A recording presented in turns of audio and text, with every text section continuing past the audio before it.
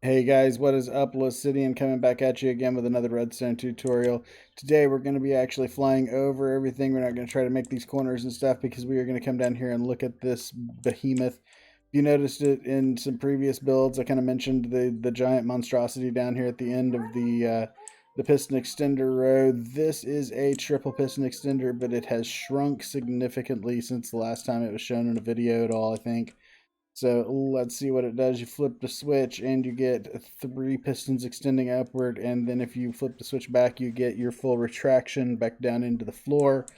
And this is completely tileable. All you need to do to build more tiles onto this thing, you just simply add these blocks here, get your piston, add your three pistons right in there like that, drop your repeater in there, and just kind of follow along with what you've got built up so far.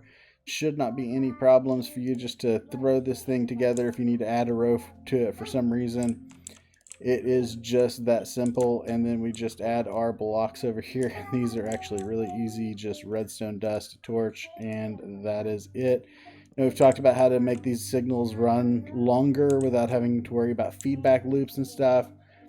We haven't talked about how to stop feedback loops and torch runs before, where you're powering on and off torches like this. But I'll show you guys how to turn these off and or prevent a feedback loop while you're extending these here in just a little bit. But first, we're going to crack right into this thing and see how it's put together.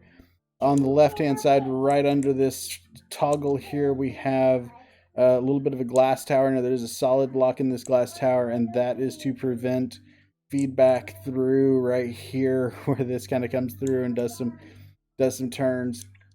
And then we got some more repeaters down here that do another couple of things to get this piston right here expanded and retracted properly. And there's 8 ticks of delay up there, there's 4 ticks of delay, and there's 1 tick of delay.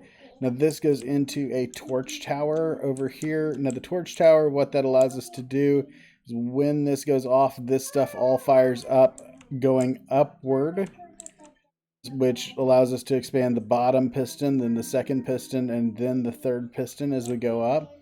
And then when we turn it all back off, it actually goes backward because of the delay on these. See, these don't do anything when they go down, but then with the delays, it actually retracts them in the right order, so that we retract the top piston first and the bottom piston last. And that gets us our first phase of our retraction down there. Now, as we move along, we've got a monostable circuit coming off of this right here. This is just some timed repeaters. It's a little bit long, kind of wobbly to get out there, but this just lets us move this signal right over here. And then we got a double pulse on this, so this gives us 1 tick and then 4 ticks right here. So this just fires it off, releases it, and then fires it off again. It's a pretty quick and dirty way to do it, but it works absolutely every time. And then over here on this side, we have another monostable circuit, and this just allows us to get another phase of that retraction in here for this row right here, because we got to turn these off and back on. So pretty easy to do. And then we also do this whenever we are fully expanded. We have to turn these torches off up here, because you can't retract this row of blocks with those torches active. You have to have that feedback going this way, but we don't want feedback going back up the line this way. So we got some repeaters in here, and then this repeater here blocks that redstone signal whenever it's not next to this block here. So when this thing is retracted, this thing isn't firing off and turning those torches off. So that is pretty much how the whole thing works. Now there is one other thing I didn't show you, and that is down here. There is a block right here. This is to separate this from this redstone here. We don't want this feeding up into there and going around that way or going that way. So what this is just another 8 ticks of delay going right up here and turning off these torches over here. Now these torches have to be off, obviously, because this row of repeaters, this row of pistons would go up if it was not turned off, and that would cause this thing to be a double piston extender. And actually, it would end up just being a single piston extender, because the bottom pistons can't push the second row of pistons without that being turned off. So that is really necessary to your build. Make sure you have that turned off. Once you get done with that, though, you can just tile these things and you can keep going hundreds of blocks out that way. So real quick, I'm going to take you guys over the whole build and let you look at all the timings on the repeaters and stuff.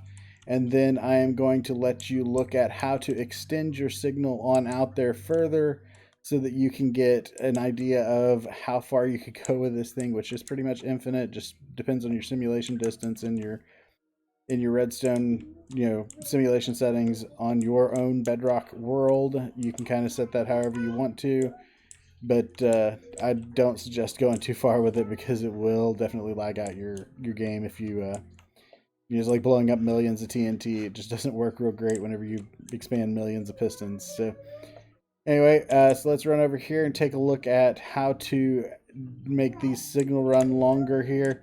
This is how you do it. So you just got your signal coming across these repeaters back here.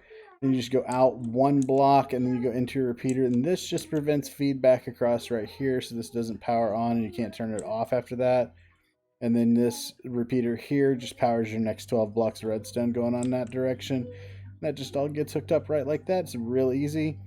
And, like we talked about before, if you want all these things to fire at the same time, you just put your first row of them on one tick, or, 2 ticks here. That gives you 1, 2 ticks here, and then 1, 2, and 1, 2. And then if you added another 12, you just do the exact same thing. Just move these up to 3. These would go up to 1, and then, or 2, and then those would go up, just have 1 tick repeaters on them, 12 more.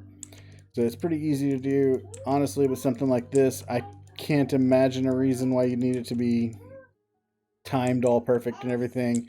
But that is how you extend this without getting feedback. And then on these torch sides, the torch sides are pretty simple too. I don't think I've ever really talked about how to do those before. But what you want to do with the torch side is you want to just place a block right like that.